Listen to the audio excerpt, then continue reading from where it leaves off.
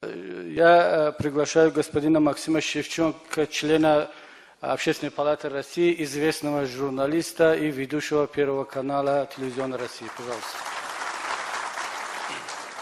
Спасибо. Бисмилля ар-Рахман ар-Рахим. Я рад приветствовать высокое собрание. Приветствую устазов и старших.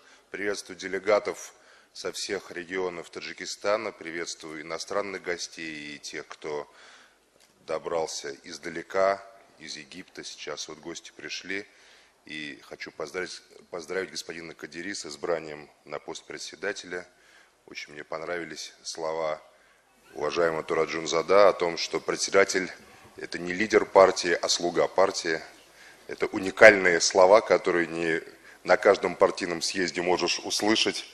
И я верю, что именно эти слова будут воплощены в деятельности одной из самых боевых, самых реальных, самых известных политических партий, которые возникли на территории бывшего Советского Союза. Я, естественно, буду говорить по-русски, потому что не владею фарси. И я думаю, что вы меня поймете. Я вижу тут людей старшего поколения, которые, как мне кажется, достаточно хорошо знают русский язык. Вы знаете, я представляю Общественную палату Российской Федерации. Я сам не мусульманин, сам я христианин. Но Россия очень тесно связана с Таджикистаном и со Средней Азией вообще, и с Таджикистаном в особенности. Мало того, что во время трагических событий начала 90-х, к сожалению, многонациональный Таджикистан, который тогда гордился тем, что дети разных народов жили и работали здесь, приняли участие в тех трагических событиях, и многие стали беженцами. Но Таджикистан был, есть и остается частью нашей души и частью нашего сознания. Огромное количество сыновей и дочерей таджикского народа сегодня живут и работают в Российской Федерации. И мне кажется, что не всегда они живут и работают так, как должно, хорошо. Их условия жизни, на мой взгляд, не соответствуют человеческим условиям. Но я не верю в то, что чиновники, и в то, что бюрократия, и то, что номенклатура может какими-то указами или письмами, или приказами исправить положение человека.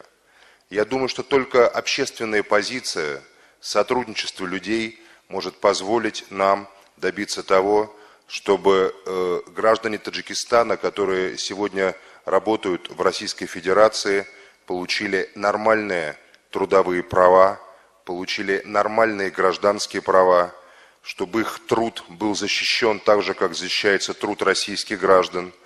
Может быть, как и всегда бывает с иностранцами, чуть больше будет налогообложения. Но поверьте, что по сравнению с нынешними условиями большинства из них, даже чуть большее налогообложение по отношению к российским гражданам, это все равно будет огромное достижение. Я прибыл сюда по приглашению партии «Исламское возрождение» Таджикистана, потому что она единственная партия Таджикистана, которая парламентская, которая пригласила меня, члена Общественной палаты, для разговора, думаю, в том числе и на эту важную проблему. В Общественной палате я являюсь членом комиссии по межнациональному диалогу. И мне представляется, что если ведущие партии Таджикистана, и в частности партия «Исламское возрождение», не возьмется защищать права граждан Таджикистана на территории Российской Федерации, права, которые нарушаются и унижаются преступным капиталом, права, которые нарушаются органами МВД, права, которые унижаются зачастую в средствах массовой информации грубыми и наглыми высказываниями журналистов, которые, мягко выражаясь, придерживаются расистских, сионистских взглядов, то эти права некому будет защитить. Нам, общественным деятелям России, стоящим на позиции интернациональной солидарности, на позиции защиты гражданских прав, нужны надежные и хорошие партнеры. Я надеюсь, что партия «Исламского возрождения» Таджикистана продумает сейчас то предложение, которое я высказываю, о том, что она должна стать политическим партнером внутри Таджикистана в деле организации на нормальных законных основаниях жизни и работы граждан Таджикистана в Российской Федерации. Я лично верю, что нормальные трудовые права граждан Таджикистана в России – это то же самое и защита трудовых прав российских граждан. Потому что капитал, как известно, порабощает и эксплуатирует всех, но особенно он эксплуатирует тех, кого он может вычленить из общества и противопоставить друг другу. В России сегодня есть угроза фашизма. Она есть потому, что определенные круги, в том числе и из-за границы, поощряют и развивают фашистские настроения в нашей стране. На данный момент у меня в России существует достаточно серьезный конфликт с организацией, которая претендует на то, чтобы представлять евреев, Российский еврейский конгресс, но которая формально и фактически представляет крайне правые израильские партии, такие как Ликуд и партию «Наш дом Израиль», которой, например, принадлежит министр иностранных дел Израиля, нацист Авигдор Либерман, заявлявший о своем желании чуть ли не истребления палестинского народа. И сегодня, к сожалению, эти русскоязычные израильские фашисты преобладают, в том числе в русском пространстве средств массовой информации, и транслируют в это пространство самые ксенофобские, самые расистские, самые человеконенавистнические взгляды, с которыми они угнетают и порабощают палестинский народ. Сегодня здесь говорилось о палестинском народе.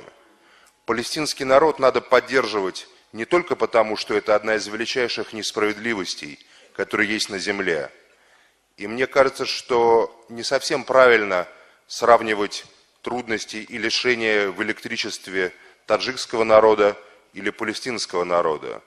У каждого народа своя судьба, свой путь и своя эпоха, в которую он проходит этот путь. Но сегодня унижение палестинского народа – это доминирование фашизма в той самой форме, в какой он был когда-то побежден нашими отцами и дедами в 1945 году на развалинах Берлина. Они поступают к палестинцам точно так же, как нацисты поступали по отношению к евреям. Они загоняют палестинцев в концентрационные лагеря, потому что Газа – это не что иное, как огромный концлагерь, где нету медикаментов, где нету иногда воды, где нету строительных материалов, где можно убить каждого человека. Прилетает израильский самолет или вертолет и убивает кого угодно. И это никогда не карается, это никогда не наказывается, это никогда даже не обсуждается мировым сообществом, кроме тех, кого мы называем людьми доброй воли. Очень важно понимать, что чувство превосходства, которое транслируют правые израильские партии, почему я акцентирую внимание на этом тезисе правые фашистские? Потому что в Израиле есть и другая часть населения и Израиля. Как правило, это левые партии, коммунисты или интернационалисты, евреи, которые говорят на иврите и на английском, поэтому мы их не слышим в русскоязычном пространстве. Они очень редко звучат, но примерно 35% населения Израиля поддерживает создание палестинского государства и права палестинского народа. Этим евреям стыдно в том, что они находятся в положении угнетателей по отношению к палестинцам. Но мы не слышим их, мы не знаем их позиции. Позиции же тех русскоязычных евреев, зачастую, которые уехали туда и которые звучит, она разжигает ненависть в России и на постсоветском пространстве между мусульманами и немусульманами. Они это делают в своих интересах, потому что ненависть к палестинцам, к палестинскому движению сопротивления, которое сегодня возглавляется и лидером которого сегодня является партия Хамас, хотя, на мой взгляд, никакая палестинская партия, даже другие палестинские партии принципиально никогда не сходила с борьбы против сионизма, против расового или какого-то религиозного национального неравенства. Палестинский народ отличается тем, я хорошо знаю палестинский народ, много раз бывал в Газе, бывал на оккупированных территориях, встречался с руководителями палестинских партий разных, хорошо знаю лично доктора Халида Машаля, лидера Хамас. Палестинское движение отличается тем, что и мусульмане, и православные христиане, и католики, которых немало среди палестинцев, вместе стоят против общего врага, против общей несправедливости, давая нам пример сотрудничества между мусульманами и немусульманами на постсоветском пространстве, между людьми доброй воли против зла и против врага, который хочет посеять между нами ненависть. Так вот, мне кажется, что сегодня борьба с фашизмом, который в частности поддерживается и распространяется крайне правыми израильскими партиями в России, является также и задачей партии Исламского возрождения Таджикистана. Скинхеды, которые нападают на ваших братьев-сестер, которые убили, например, девочку несколько лет назад, таджикскую, в Петербурге, о чем вы, наверное, слышали, они создаются и поддерживаются, в частности, израильскими спецслужбами. И так оно и есть. И на это есть серьезные доказательства. Они пытаются сделать так, чтобы русские ненавидели кавказцев, чтобы русские ненавидели жителей Средней Азии, чтобы православные христиане ненавидели мусульман, чтобы ненавидели евреев. Хотя, еще раз подчеркну, среди евреев очень много порядочных людей, которые не поддерживают эти фашистские взгляды сионизма. Мне кажется, что наша задача сегодня предпоставить это интернациональное межрелигиозное сотрудничество в борьбе за гражданские права. Нам нужны в России партнеры, надежные партнеры, в том числе и в Таджикистане, на уровне парламента, с которыми можно было бы заключать соглашения, обсуждать проблему защиты трудовых прав рабочих граждан Таджикистана в России. Я обращаюсь к вам как представителю партии, которая имеет в парламенте представительство, к другим партиям Таджикистана о том, что этот вопрос назрел. Никакие бюрократические соглашения, никакие договоренности между МВД или миграционными комитетами разных стран не решат этот вопрос. Только люди, только на уровне профсоюзов, только на уровне человеческого контроля и солидарности мы можем справиться с тем унижением, которым подвергают ваших братьев, а стало быть и меня тоже подвергают. И последний момент, с чем мне хотелось бы тоже еще сказать. Сегодня в России очень сильно на высоком уровне обсуждается проблема наркотиков и наркоторговли. И в контексте этой проблемы часто называются государства Средней Азии и Афганистан. Я много раз бывал в Афганистане и хорошо знаю, в частности, и эту проблему. Мне кажется, что никто, кроме как мусульман, не может сегодня встать на пути наркомафии и транзита наркотиков.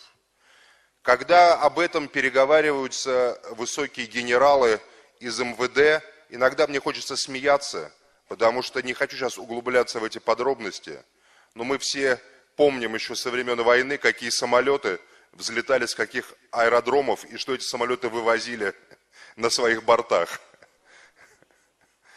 Поэтому мне кажется, что мусульмане Таджикистана, партия Исламского возрождения Таджикистана должна громко, так, чтобы это было слышно в России, а я лично помогу так, чтобы это было слышно в России, заявить о своем принципиальном борьбе с наркомафией, с производством наркотиков, с транспортировкой наркотиков и транзитов наркотиков.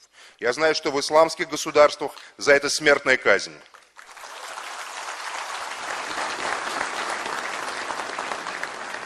Поверьте, вы найдете огромную поддержку и сотрудничество, в том числе среди патриотических организаций России, среди тех, которые понимают, что это зло должно быть остановлено. Тем более, что мы прекрасно понимаем, что никакая транспортировка наркотиков по миру не может вестись без покровительства крупных олигархических, капиталистических структур, которые таким образом поддерживают и разрушают страны, бедные, не позволяя им встать на путь нормальной экономики. Я был в Афганистане в 1997 году, когда там был у власти режим, который сегодня принято называть преступным. Я встречался с министром иностранных дел правительства Талибан. Был одним из первых журналистов российских, который там был, может быть, даже единственным. Со мной был Володя Павленко, которого, к сожалению, теперь уже нет, прекрасный фотограф. Он скончался несколько лет назад. И тогда, в 1997 году, производство наркотиков в Афганистане сократилось до минимума.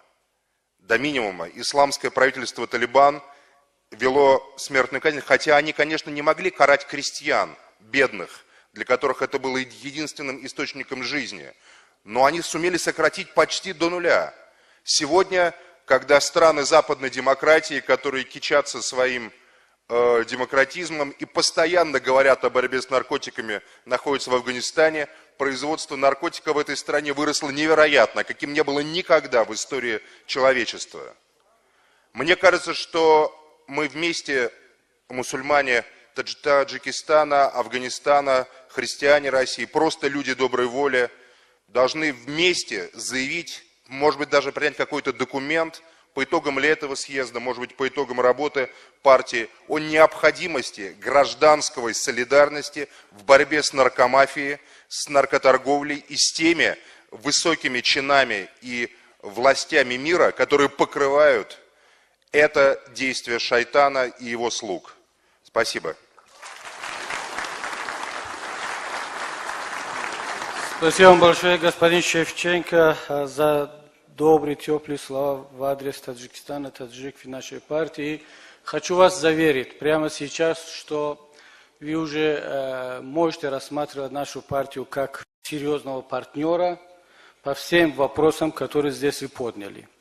Более того, наша партия, она сама заинтересована в том, чтобы у нас были хорошие взаимоотношения с здоровыми российскими политическими и общественными силами.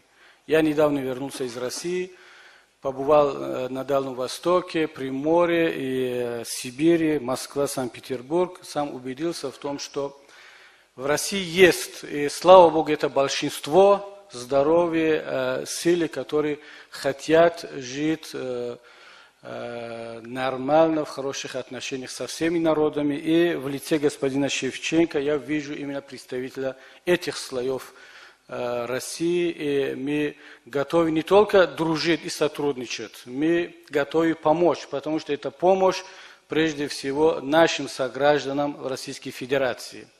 И, господин Шевченко, спасибо вам большое. Надеюсь, что у нас будет еще возможность для продолжения этого разговора в Душанбе и в Москве.